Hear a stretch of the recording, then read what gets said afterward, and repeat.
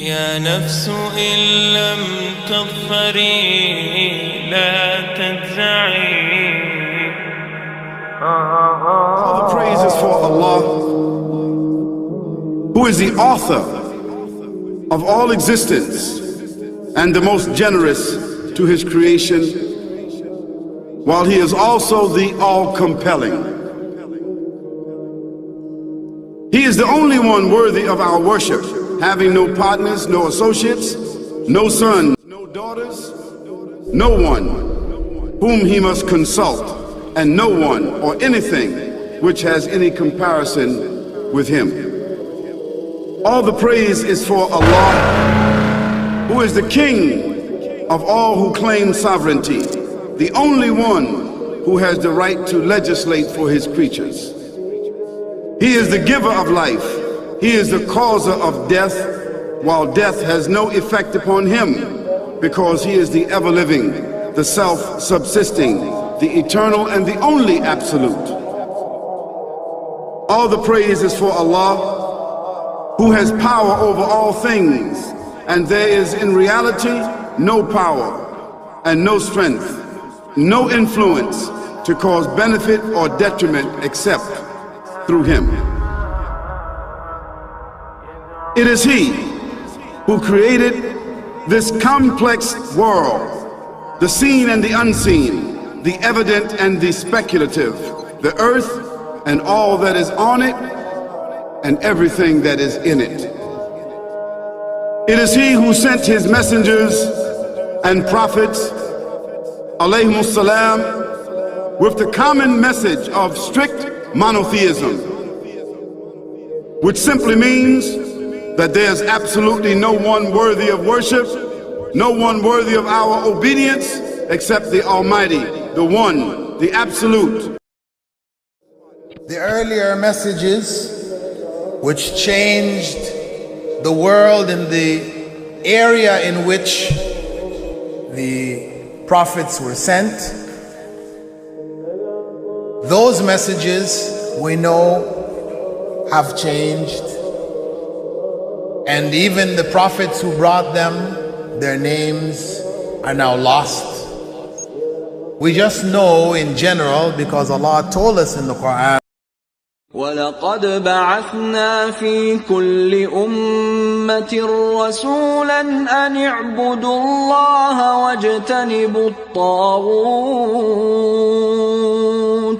فَمِنْهُمْ مَنْ هَدَى اللَّهُ وَمِنْهُمْ مَنْ حَقَّتْ عَلَيْهِ الضَّلَالَةُ فسيروا في الأرض فانظروا كيف كان عاقبة المكذبين.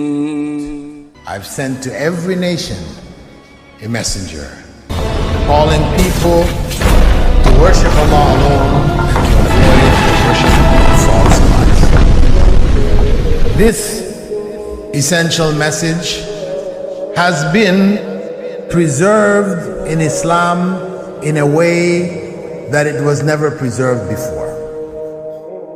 Not because the message was different, because it was the same message, but because of the fact that there would be no other prophets who would come after Muhammad sallallahu alaihi wasallam.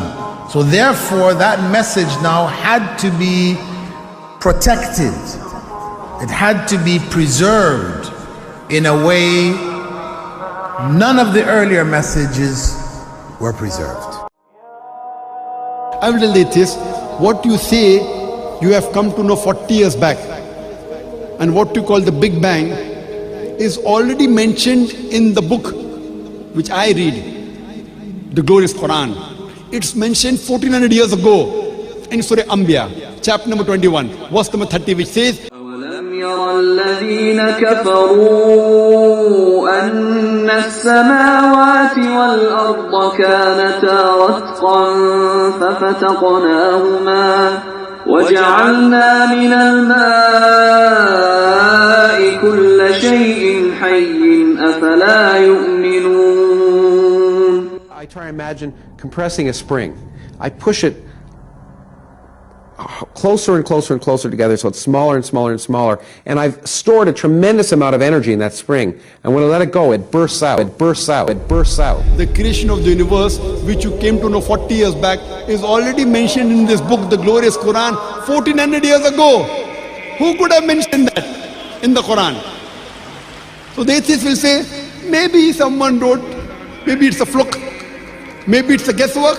A human being, regardless of who they are, or where they are, or what they do, will have this curiosity. They'll want to know, why am I here? How did I get here? And do I have a purpose? And if so, what is it? The only one who would really be able to answer that question would be the Creator Himself. If there is a Creator, it would be up to Him to tell us why we were created and what He expects from us and what this life is really about. Allah has shown the people from the time of Adam until right now, has shown the people what He wants from them. And it's a very simple thing, and that is that worship be for Him alone without any partners. In fact, we know this life to be a test from Almighty God. That's why we're born, and that's why we die. Because there has to be a beginning and an end for us to be tested on. The next life, after this life, no one will ever die again. A bad person or a good person. Both are brought back and they continue to live in the next life, either in good shape or not so good shape, depending on how they did on the test. The worship of the God of Abraham, that was what was taught by these prophets. The Lord of the Arsh and Kursy. We're talking about the Lord of the worlds. Alhamdulillah Rabbil Alameen. We're talking about the Lord of the entire universe and beyond. The entire universe and beyond. You know, we live in this dunya and we are fascinated with this dunya which Allah subhanahu wa ta'ala indeed has created in a beautiful manner. We're fascinated. There are over billions of people which live on this dunya at this moment in time. Over 6 billion people that live on the dunya at this moment in time. This dunya of Allah subhanahu wa ta'ala is so big that there is space in this dunya for billions and billions and billions or more people. But what is this dunya in comparison to what Allah subhanahu wa ta'ala has created out there? This dunya is insignificant. This dunya is meaningless to Allah. It means nothing. It is worthless. So worthless, compare it with the sun. The sun is one star. You know more science than me. You'll be able to tell me better. Take this planet Earth and you place it inside the sun and you will be able to place 1.3 million Earths in the sun. 1.3 million Earths in the sun. Allahu Akbar. Allah is the greatest. The sun is one star. One star. There are stars out there which are millions of times bigger than the sun. You tell me this, that you need millions and millions of stars to make one galaxy. And then you tell me this, that there are zillions of galaxies out there. Let me tell you on top of this, my friend, after this, whatever you see above, when you raise your head and you look above, whatever you see above, the zillions and zillions and zillions of galaxies, let me tell you, this is everything there is within the first heaven. Everything there is within the first heaven, and Allah is the creator of 7 heavens. 7 heavens. And the distance between the first heaven and the second heaven is 500 years. You know, the distance that can be covered in 500 years, at what speed? Only Allah knows. Only Allah knows. But it will take 500 years to get from the first heaven to the second heaven. 500 years from the second to the third, third to the fourth, fourth to the fifth, fifth to the sixth, sixth to the seventh. Every time it will take 500 years. After the 7 heavens,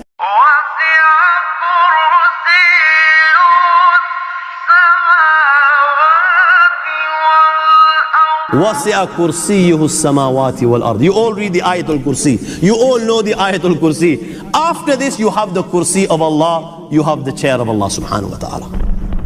You know these 7 heavens that we've just talked about. In comparison to the Kursi of Allah, they're non-existent. They're meaningless. Rasulullah sallallahu alaihi wasallam has given an example in a hadith just to give us a little bit of understanding with regards to the 7 heavens in comparison to the Kursi of Allah. Take a ring from your finger, take it off, the small ring that you have, and place it, let's say, in a desert, the Sahara Desert. It's the biggest desert in the world. You know that ring that we take off from our fingers and place it in the Sahara Desert? What comparison is in between the ring and the Sahara Desert? Nothing. Nothing. The 7 heavens is the ring, and the Kursi of Allah is the Sahara Desert. After the Kursi of Allah, you have the Arsh of Allah. وَكَانَ أَرْشُهُ عَلَى الْمَاءِ. You have the Arsh of Allah. Again, Rasulullah has explained, so just so that we can understand. Take the ring, place it in the desert. This time, the ring is the Kursi and the Arsh is the desert. What is the Kursi in comparison to the Arsh of Allah? Nothing.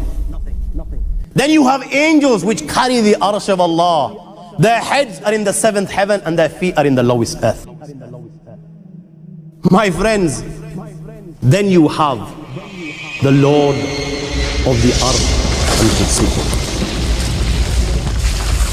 لا تدركه الأبصار ويدرك الأبصار وهو اللطيف الخبير.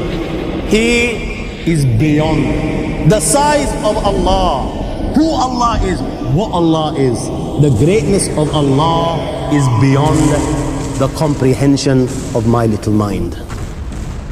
This is the being that you and I are messing with. Today we've forgotten. Today you and I think what? That to see I need a pair of eyes. You're wrong. Because there are millions around the world that have eyes, but they can't see. It is Allah that allows you to see. Today you think to hear, I need a pair of ears. You're wrong. Because there are millions around the world that have ears. They're stuck on their heads, but they can't hear, my brother. It is Allah that allows you to hear. Today you think to walk, I need a pair of legs. You're wrong. There are millions around the world that have legs, but they can't walk. It is Allah and Allah alone that allows you to walk. Allah, not you. Allah, not you.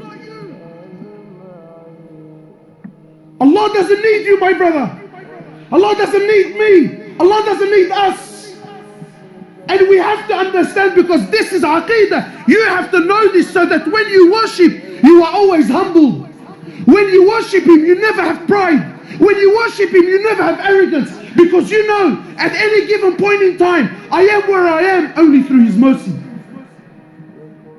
Only through His rahmah, I am where I am. Not because of your own actions. And to know with depth, with yaqeen, with certainty, that Allah, the King of Kings, doesn't need anyone. He doesn't need anyone, my brothers. Wallahi, everything you see around you, everything. Today, the Muslims have so much fear in their hearts. Fear of the kuffar, fear of the West, fear of laws, fear of regulations, fear of this and fear of that. But to know that Allah Azza wa Jal is not in need. Wallahi, my brothers, wallahi, I take an oath by Allah. You have to come to terms. You have to come to believe with certainty that every single human being who ever lived, whoever's living, and whoever is to come and live on this earth, wallahi, every single human being, every single jinn, every single animal that walks on this earth, every single bird that takes the flight in the sky, every single fish that swims in the oceans of Allah Azza wa Jal, wallahi, every single land, every single country, wallahi, with all their governments and all their military force and all their might and all their science and all their money and all their know-how, all with the exception of none. Every country, every tree, every grain of sand, every mountain, every river, every ocean, wallahi, every star, every sun, every moon, every single planet, every single angel, the billions and billions and billions of angels, all of them, with the exception of none, Mikael, Jibrail, Israfil, all, the first heaven, the second heaven, the third heaven, the fourth heaven, the fifth heaven, the sixth heaven, the seventh heaven, the ocean above it, the eight that carry the throne of Allah, the arsh of Allah, all are dead, all are dead. Nothing moves, nothing stops, nothing makes, nothing breaks, nothing gives, nothing takes, nothing rises, and nothing falls, nothing harms, and nothing benefits in Allah. And until this yaqeen and faith is in your heart, that nothing, that everything is dead, everything, except Allah. Allah doesn't need anything, anyone. No prophet, no angels, no jinn, no ins. We need Him. He's Al-Hayyul Qayyum. He's the ever-living. So you might say, brother, I'm alive. What's so special about that? I'm living. Yeah, but your living is dependent on His existence. He's the first with no beginning. He's the last with no ending. He is Allah. He is Allah. Al-Malik. He's the King. He's the King. He's the one who on the day of judgment, when everything will come to an end, when Allah Azza wa Jal will order the destruction of every living creature, when Allah Azza wa Jal will order the destruction, the death of every human, of every animal, of every jinn, of every angel, until there comes a point where there is absolutely nothing in existence except Allah. And Allah will call out, أين الملوك? أين أبناء الملوك? Where are those kings? Where are those kings who thought they were kings? Where are the sons of those kings? Allah will call out, where are the tyrants? Where are the gangsters? Where are the boys that thought he was something? Where? أين أبناؤهم? Where are their children? Allah will call. Where are they? And then He will ask, لِمَنُ مُلْكُ الْيَوْمِ? To who is the kingdom today? Who?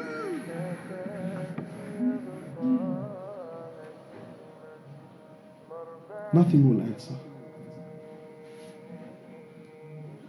Allah Himself will answer. Today it's to Allah, the one and only.